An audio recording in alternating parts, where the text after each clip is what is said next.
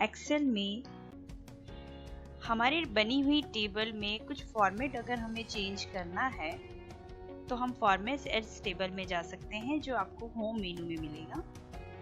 Home tab में आपको format table का ऑप्शन दिया जाता है। इनको हम 2-3 तरीके से यूज कर सकते हैं। देखिए, सबसे पहला तरीका तो है फॉर्मेट टेबल। आपके पास जो टेबल है उसमें आप कुछ थोड़ा सा बदलाव करना चाहते हैं, तो बदलाव करने के लिए जैसे हमारी हेडिंग जो है कुछ अलग दिखे, तो उसके लिए हम यहाँ पे फॉर्मेट एज टेबल पे जाते हैं और यहाँ से कोई भी एक फॉर्मेट क्लिक कर देते हैं। तो ये फॉर्मेट, देखो, ये पूरी टेबल सेलेक्ट हो जाती है जहाँ आपका कर्सर होता है, बनी हुई टेबल। उसके बाद ओके करेंगे तो यहाँ पे ये कुछ इस तरह से आपको दिखाई देगा। अब अगर हमें इसको डिफरेंट और तरीके से बनाना है तो इसको हम एक बार कंट्रोल Z करके पहले वाली पोजीशन में आ जाते हैं। उसके बाद इसको अगर हम चाहें तो इंसर्ट टैब में टेबल ऑप्शन में जाके भी इसको क्रिएट कर सकते हैं। ये देखिए इस तरह से।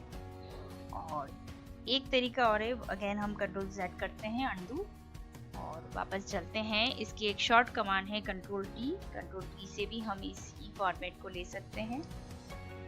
तो इस तरह से 3 तरीके हैं एक टेबल में अलग से फॉर्मेट बनाने के लिए।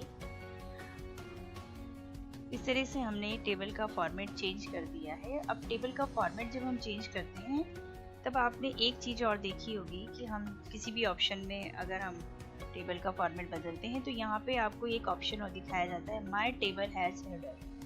अगर आप अपनी हेडिंग को ही रखना चाहते हैं तो ठीक है, नहीं तो आप अगर अलग से कोई हेडिंग और बनाना चाहते हैं या आपने हेडिंग अभी तक नहीं बनाई है तो हम इस ऑप्शन को यहाँ से हटा देते हैं और फिर इसको इंसर्ट करते हैं, यानी ओके करते हैं। तो देखिए यहाँ पे एक अलग हेडिंग आपको दिखाई दे रही। ये हेडिंग आपने जो बनाई है वो नीचे वाले सेल में आकर ऊपर एक हेडिंग का ऑप्शन अलग से चलता है। और अगर आपने ऑलरेडी हेडिंग बना रखी है तो देखिए वापस हम कंट्रोल Z करके इसको वापस उसी पोजीशन में लेते हैं और यहाँ पे ये ऑप्शन अप्लाई करके और फिर ओके करते हैं। तो अब ये हेडिंग जो है आपकी इस तरह से बनेगी, यानी जो हेडिंग ऑलरेडी आपने बनाई हुई है उसी को आपको रखना है, नई हेडिंग आप अलग से नहीं बनाना चाहते। अब हम इसमें थोड़ा बहुत कुछ चेंजेस करना चाहते हैं। फॉर्मेट टेबल बना के हमने यहाँ पे इसमें अलग से कलर फिल किया है, लेकिन आप इसको भी चेंज करना चाहते हैं तो यहाँ पे आपको टेबल टूल दिखाई देता है। यहाँ पे आपको दिखा है टेबल स्टाइल ऑप्शन। अगर कोई भी स्टाइल आप अलग से फिल करना चाहें तो यहाँ से अलग अलग टेबल की स्टाइल दे रखी है, आप कोई भी स्टाइल यहाँ से ऐड कर सकते हैं।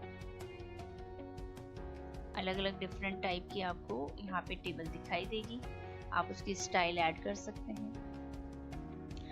या फिर हम चाहें तो यहाँ पे टेबल स्टाइल ऑप्शन भी दे रखा है, जैसे हेडर रो पे क्लिक किया हुआ है। अगर हम इस ऑप्शन को हटा देते हैं तो देखिए आपकी हेडिंग जो है वो रिमूव हो जाती है। इस हेडिंग को वापस अप्लाई करने के लिए वापस हेडर रो पे क्लिक करते हैं तो ये हेडिंग आपको वापस शो होगी। इसके अलावा टोटल रो है, टोटल रो का ऑप्शन अगर हम अप्लाई करते हैं तो ये टोटल, यानी जो टोटल अमाउंट है उसको ये ग्रांड टोटल निकाल देता है। ये टोटल रो के ऑप्शन से किया जाता है। अगर हम इसको यहाँ से हटा देते हैं तो वापस एज इट इज पोजीशन पे आ जाते हैं। आपको वापस अगेन लेना है तो आप उसको ले सकते हैं। फिर है बैंडेड रो। देखिए अभी यहाँ पे बैंडेड रो का ऑप्शन अप्लाई किया हुआ है। इसका मतलब ये है कि हर एक रो जो है इस तरह से थोड़ा अलग से कलर लुक आ रहा है। जैसे हम इसको यहाँ से हटा देते तो इस टाइप से दिखाई दे, यानी अगर आप एक को छोड़ के दूसरी रो को थोड़ा सा कलर ऐड करना चाह रहे हैं तो बैंडेड रो के हिसाब से कर सकते हैं। ये यहाँ पे अलग अलग कलर स्केल दिए गए हैं। अगर आपको कलर स्केल चेंज भी करना है तो आप चेंज भी कर सकते हैं। इसके अलावा हम ये चाहते हैं कि बैंडेड रो को नहीं हम कॉलम को करें तो आप बैंडेड कॉलम को ले लेंगे। यहाँ पे देखिए कॉलम बैंडेड हो गया है। जो कलर स्केल आपने लिया है उसी कलर स्केल में आ रहा है। कलर स्केल चेंज होते ही यहाँ पे वही आपको कलर्स दिखाया जाएगा। तो आपको जो लेना है आप वो ले सकते हैं। उसके अलावा आपके पास फर्स्ट कॉलम का ऑप्शन दे रखा है। फर्स्ट कॉलम यानी ये देखिए फर्स्ट कॉलम यानी जो हमने आइटम की जो रेंज बना रखी है उसको उसने हाईलाइट कर दिया है। इसका मतलब उसको थोड़ा सा बोल्ड लुक दे दिया है।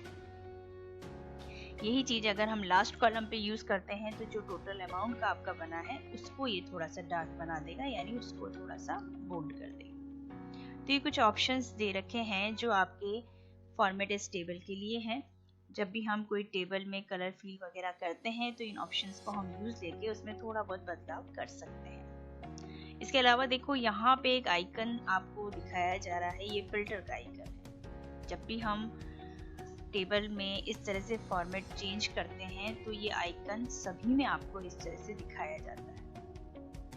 अब अगर हम इन फिल्टर आइकन को ओपन करते हैं, जैसे हमें आइटम्स की जो हमने रेंज बनाई है, lower size, medium size, double XL size और टोटल अमाउंट उसका लिया है, हम पर्टिकुलर एक आइटम को ही लेना चाहते हैं तो यहाँ पे इस आइकन पे क्लिक करेंगे तो सारे आइटम आपको एक साथ दिखाए जा रहे हैं। अगर हम सेलेक्ट ऑल का ऑप्शन हटाकर पर्टिकुलर किसी एक के बारे में जानना चाह रहे हैं कि उसी की टोटल रेंज या टोटल साइज वगैरह हमें पता चले, तो हमने ये जींस पैंट वाला ऑप्शन लिया है, इसको सेलेक्ट करके ओके कर दिया। तो देखिए आपको केवल इसी की दिखा रही है। अगर हम ये टोटल रो को नहीं चाहते हैं नीचे तो टोटल रो को हटा देंगे, केवल आपको एक ही आइटम की रेंज का पता चल रहा है, यानी उसी का टोटल अमाउंट, साइज में कितने हैं, मीडियम साइज कितने हैं, लोअर साइज कितने हैं, डबल एक्सेल साइज कितने हैं, केवल हमें इस जींस पैंट के बारे में पता चल रहा है। अगर हम इस आइकन पे क्लिक करते हैं तो ये वापस खुल जाता है। सेलेक्ट ऑल करते ही ये वापस सारे एक साथ रेंज में दिखाई देते हैं। इसमें अगर हम चाहें तो खाली टी शर्ट्स के बारे में पता करना है तो सेलेक्ट ऑल का ऑप्शन हटाकर खाली टी शर्ट का ऑप्शन लेंगे, उसी को सेलेक्ट करेंगे, या फिर दो आइटम शर्ट और टी शर्ट दोनों के बारे में जानना चाहते हैं, यानी टोटल अमाउंट कितना हुआ और कितने हमारे पास आइटम्स इनके पड़े हैं, मीडियम साइज में कितने हैं, उनकी सारी रेंज पता करनी है तो हम दोनों का एक साथ भी देख सकते हैं और अलग अलग भी देख सकते हैं। भाई स्टॉक में कितना पड़ा है, तो ये देखिए ये टी शर्ट का बता रहा है कि लोअर साइज में इतने हैं, मीडियम में इतने हैं, डबल एक्सेल में, और टोटल इनका अमाउंट जो है वो इतना है। या फिर खाली आपको बस रेंज का ही पता करना है तो रेंज का पता कर सकते हैं। ये टी शर्ट का है, लोअर साइज, मीडियम साइज और डबल एक्सेल, और इसका टोटल अमाउंट इतना है। तो इस तरह से हम ये फिल्टर आइकन हर एक पे देख पा रहे हैं। आइटम में अगर हम वापस जाके इसको सेलेक्ट ऑल करते हैं तो ये सारे वापस ओके हो जाते हैं, और इसका मतलब ये है कि हम पूरा डेटा वापस देख सकते हैं। तो फॉर्मेट एज टेबल से हम अपनी बनी हुई टेबल में अलग अलग कलर्स फिल कर सकते हैं जैसा हम चाहें। उसके लिए ये कुछ ऑप्शंस भी खुलते हैं। जब भी आप फॉर्मेट एज टेबल से कोई कलर फिल करेंगे तो टेबल टूल दिखेगा, इसमें आप टेबल स्टाइल और टेबल स्टाइल ऑप्शन को यूज करके अपनी टेबल को थोड़ा बहुत चेंजेस कर सकते हैं।